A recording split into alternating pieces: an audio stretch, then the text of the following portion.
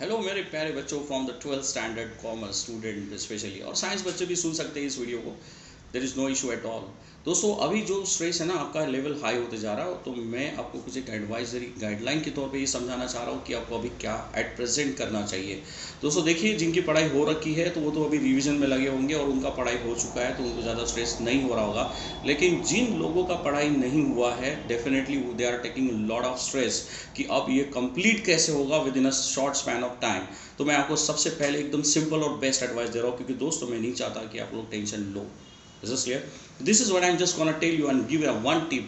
Focus करो random questions पे, focus करो सिलेक्टिव पोर्शन के ऊपर। मतलब आपको हर चैप्टर से पढ़ना है, जिस चैप्टर में 5 क्वेश्चन उसमें सिर्फ 3 के ऊपर ज़्यादा फोकस करो। ऐसे करके आप शॉर्ट करके सारे चैप्टर को कंप्लीट करो and then you will be finding small और रिलैक्स। दोस्तों फिर उसके बाद जो थोड़ा अगर समय बच जाता है आपके पास, तो वो जो बाकी रेस्ट ऑफ द पार्ट है उसको आप कर सकते हो। करने का तरीका, आपको किस तरीके से आपको ये सारी चीज़ें करनी है, तो आपको मैं एक सिंप्लीफाइड वैसे समझाना चाहता हूँ कि दिन भर अगर 6 घंटे 8 घंटे 5 घंटे कंटिन्यू बुक लेके बैठे हो ना, तो याद रखना आपको स्ट्रेस आएगी, आपकी पढ़ाई कम हो जाएगी, आप भूल जाओगे यार, जो पढ़े होंगे भूल जाओगे। बेटर है आपको करना क्या है, you have to make a division of the timing in the studies. सुबह आप 2 से 3 घंटे पढ़ लो, फिर उसके बाद आप एक 25-20 मिनट का ब्रेक ले लो, फिर उसके बाद आप 1-1.5-2 घंटा पढ़ लो, फिर आप आधे घंटे का ब्रेक ले लो, फिर आप 1-2 घंटे पढ़ लो या 3 घंटे पढ़ लो, फिर उसके बाद 1.5 से 2 घंटे का ब्रेक ले लो, रिलैक्स हो जाओ, टेरेस पे चले जाओ, चाय पी लो, घूम के आ जाओ दोस्तों के साथ, एक फ्रेश होके आ जाओ, आधे 1 घंटे का मेंटल रिलैक्सेशन आप ले लो, सो दैट कि आपको स्ट्रेस नहीं आएगा। और थोड़ा सा फिर आपकी एनर्जी भी बढ़ जाती है। जब आप रेस्ट करते हो ना, तो आपको पढ़ने का एनर्जी बढ़ जाता है, जिससे आपकी इफिशियंसी डेवलप हो जाती है। और आपको डेफिनेटली आपको दिखेगा कि जैसे ही आप ब्रेक लेके आ जाते हो और आप जब पढ़ने बैठ जाते हो, तो mind will be very fresh and you will be very fresh.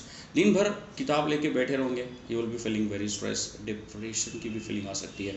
दोस्तों मैं आपको एक सिंपल एडवाइस करता हूँ कि आप लोग ये चीज़ को सोच के मत बैठो कि मेरा 100% नहीं हो रहा है, मैं तो कैसे हो जाएगा। फेल नहीं होते दोस्तों, आजकल थोड़ा फेलियर का रेशो कम हो चुका है, आप उसके लिए घबराओ मत। दूसरी बात, अगर आपकी पढ़ाई नहीं हुई तो सब सिलेक्टिव पढ़ाई के ऊपर ज़्यादा फोकस करो। नहीं करना है हमको पूरा 100 मार्क का पेपर सॉल्व, हम लोग 80 में ही खुश है और 80 में से हम लोग 75 तो एटलीस्ट लेके आ जाएंगे। दोस्तों इस तरीके से अगर आप लोग अपना माइंडसेट लेके बैठते हो, तो definitely it will be make you very stronger and it will make you very confident.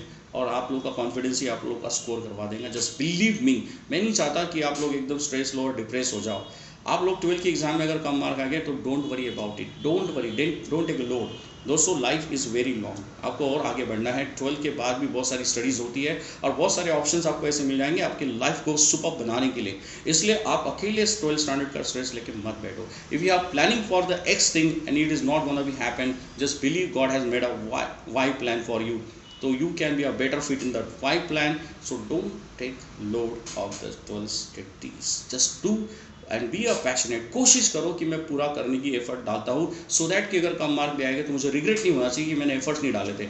मैंने एफर्ट्स तो डाले थे लेकिन कम मार्क आ गए, बस स्ट्रेस मत लेना, ये समझा रहा हूँ मैं आपको। और just be confident and do it as you can. I know that you can do it, it is possible for you.